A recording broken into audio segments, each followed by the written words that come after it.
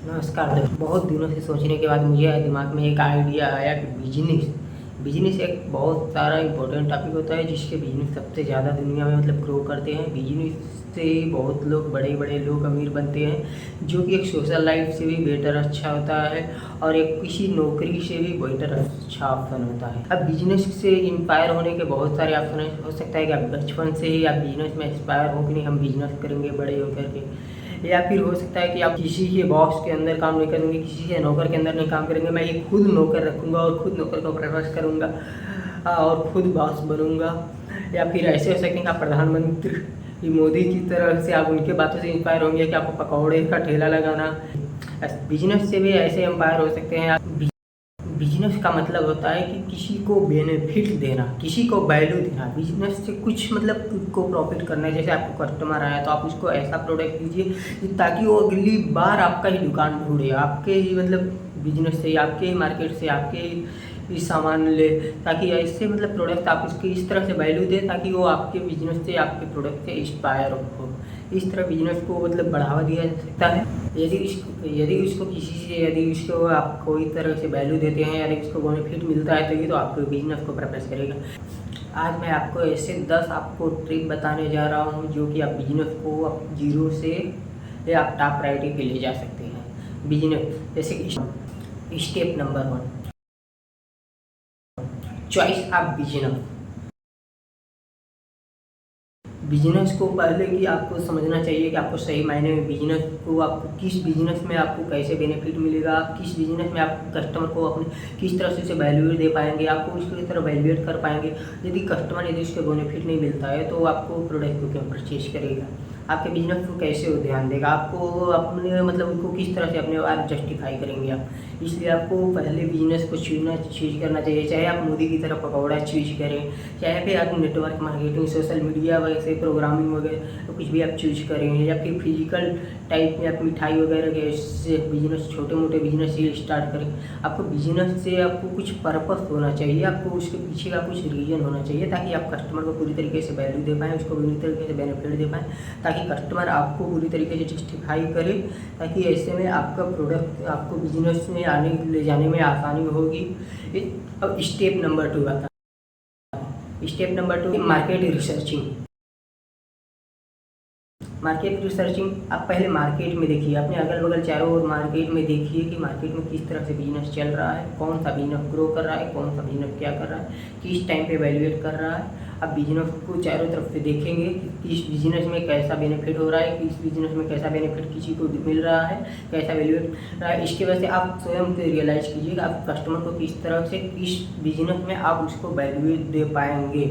Step number 3, create a business plan. अब business को कोई भी बिजनेस, आपने तो बिजनेस रिसर्च, मार्केट रिसर्चिंग से कर लिया। अब इसके बाद बिजनेस आपने तैयार कर लिया कि मुझे ये बिजनेस करना है। अब इसके बाद आता है कि आप उसका प्लान तैयार करें। अगले 1 ईयर का आप प्लान तैयार कीजिए ताकि आपको 1 साल में आपको यहाँ यहाँ ये काम करना है, आपको बिजनेस को इस तरह ग्रो करना है, इस तरह बढ़ावा देना है, इस जगह इस काम को करना है, ताकि ऐसे में आप अपने बिजनेस को आगे की तरह ले जा सकते हैं। बिजनेस को किसी भी तरीके से पहले जस्टिफाई करें, अपने अगल बगल मार्केट में देखें, मार्केट में ढूंढें किस तरह से क्या चल रहा है। इसके वजह से पूरी ओर से एक आप फाइल लेकर के, एक आप टेबल लेकर के, एक आप चार्ट टेबल लेकर के इसमें से टाइप बना सकते हैं कि आप बिजनेस को अगले 1 ईयर में आप क्या क्या करने वाले हैं अपने बिजनेस के साथ। अब स्टेप नंबर 4 आता है। पॉइंट नंबर 4 में फंडिंग। अब बिजनेस को आपको चलाने के लिए तो फंडिंग तो चाहिए ही, पैसा तो चाहिए। आप बिना पैसा के तो आप बिना इन्वेस्टमेंट के लिए तो आप बिजनेस नहीं खोल सकते। छोटे बिजनेस हो चाहे बड़े बिजनेस हो, आपको छोटे मोटे तो कुछ तो इन्वेस्टमेंट चाहिए। तो मेरा पहला ये रिक्वायरमेंट है कि आप कोई भी छोटा से ही स्टार्ट करें, छोटे से ही बड़े पर चढ़ें, डायरेक्ट बड़े पे स्टार्ट ना करें। बड़े से आप स्टार्ट करेंगे तो अचानक गिर जाएंगे, फिर उठ नहीं पाएंगे। या धीरे धीरे चढ़ेंगे तो आप आसानी से चढ़ जाएंगे। जैसे आप पहली बात की किसी तरह नहीं कहीं से लोन वगैरह कि आप ये सब प्रेफर ना करें, या फिर कोई अपने घर से बड़ी अमाउंट राशि को ना प्रदान करें। ना उसको इन्वेस्टमेंट लगाएं।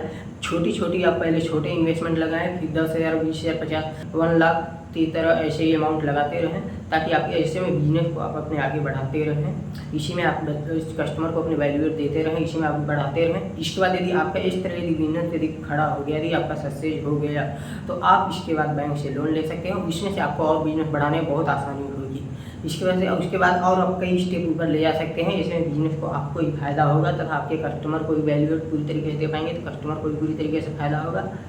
Point number 5, business registration. आपको बिजनेस चलाने के लिए तो आपको पहले किसी से गाइडेंस पड़ेगा, आप बिजनेस को रजिस्ट्रेशन करना पड़ेगा, अपने बिजनेस को कहीं से कनेक्ट करना होगा, तब तो आप बिजनेस को आगे बढ़ा पाएंगे।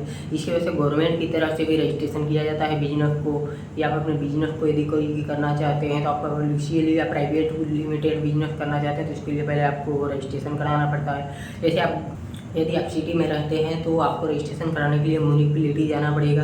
यदि आप विलेज में, यदि आप गाँव में रहते हैं तो आपको रजिस्ट्रेशन कराने के लिए या फिर उसको तो आप ग्राम पंचायत में जाना पड़ेगा, उसके लिए कुछ चार्ज कराया जाता है और कभी कभी रिश्वत लेते हैं, तो पता नहीं कितना कर लेते हैं। ऐसे में आपको और ध्यान रहेगा, बिजनेस को बिना रजिस्ट्रेशन कराए ऐसे मत आप बिजनेस स्टार्ट कीजिए, नहीं तो आपको घर अगल बगल पकड़ सकते हैं, आपके ऊपर कार्रवाई कर सकते हैं, आपको जुर्माना भी हो सकता है, नियम कानून के खिलाफ भी हो सकता है। इसलिए इन सावधानियों को बतरते रहते हुए भी आपको नियमों का पालन करना भी जरूरी है। ये नहीं कि आप बिजनेस को चलाने के लिए आप कोई भी अनुचित कार्य कर जाएँ। Point number 6, location requirement.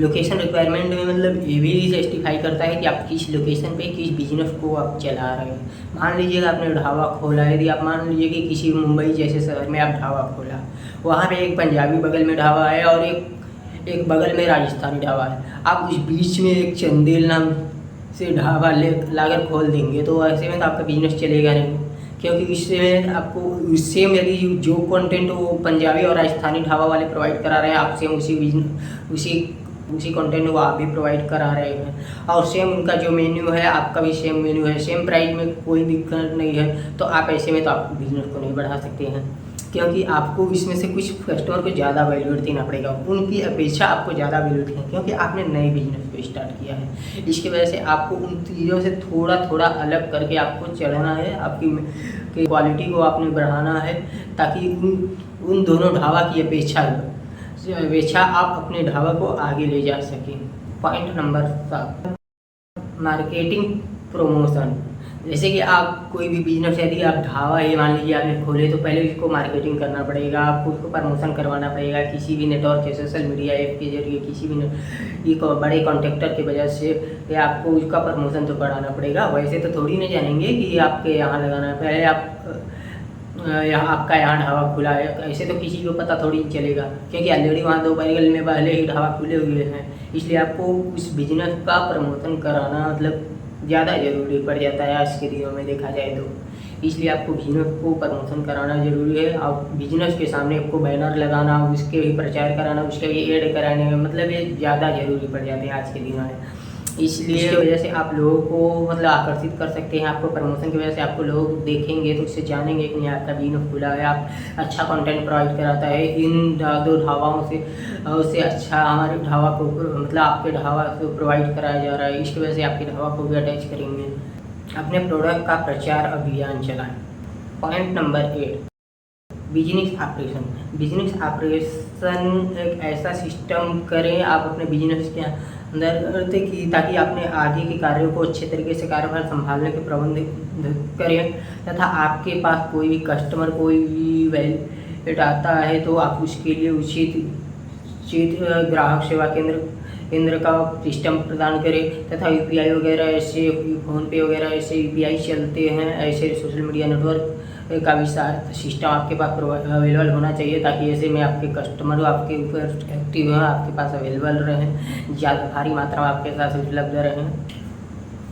Point number 9, financial management. Financial management आपको बिजनेस में होना सबसे ज़्यादा जरूरी है। आप खुद, क्योंकि अपने बिजनेस का यदि आप पूरी तरीके से यदि आप उसका टेबल बना के यदि उसका इम्प्रूवमेंट नहीं देखेंगे, कितनी हमारी मतलब कितना हमारा बिजनेस लॉस में जा रहा है, कितना प्रॉफिट में जा रहा है, यदि आप उसके बारे में देखेंगे नहीं तो आपको क्या फ़ायदा। यदि आपकी कंपनी लॉस में जा रही है, आपका जो बिजनेस है वो लॉस में जा रहा है, आप इसका कभी लेखा जोखा कर नहीं रहे हैं, कि देख नहीं रहे हैं कि मुझे लॉस में जा रही है हमारी बिजनेस या फिर प्रॉफिट में जा रहा है, आप इसके तो पता करना पड़ेगा।